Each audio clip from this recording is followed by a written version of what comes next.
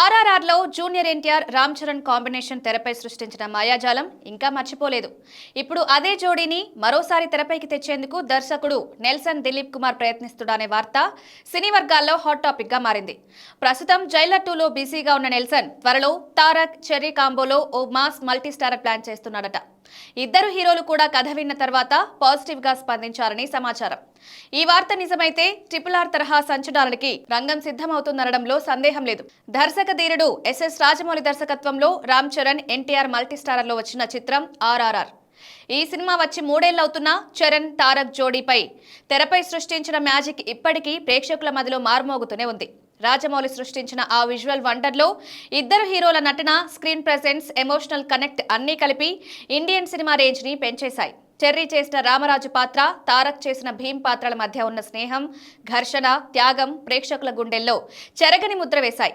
ముఖ్యంగా నాటు నాటు పాటతో తెలుగు సినిమా అంతర్జాతీయ స్థాయిలో ఆస్కార్ అవార్డు అందుకోవడం చరిత్ర సృష్టించింది.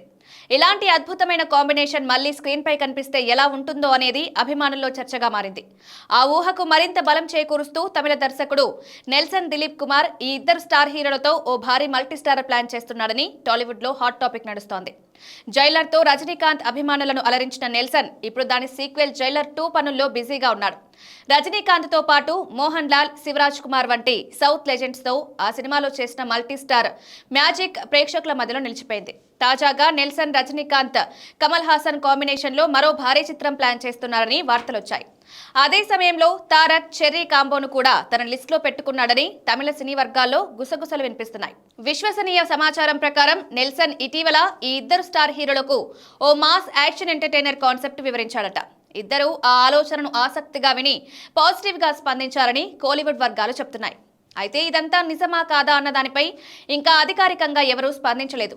నెల్సన్, రజనీ, కమల్, తారక్, చెర్రీలతో ఒకేసారి 2 మల్టీస్టారర్స్ చేయాలని ప్లాన్ చేస్తున్నారనే విషయం కొంతమందికి నమ్మశక్యంగా అనిపించడం లేదు. ఎందుకంటే జైలర్ 2 ఇంకా పూర్తి కాలేదు. ఆ ప్రాజెక్టు ముగిసిన తర్వాతే తదుపరి మూవీపై స్పష్టత వస్తుందని భావిస్తున్నారు.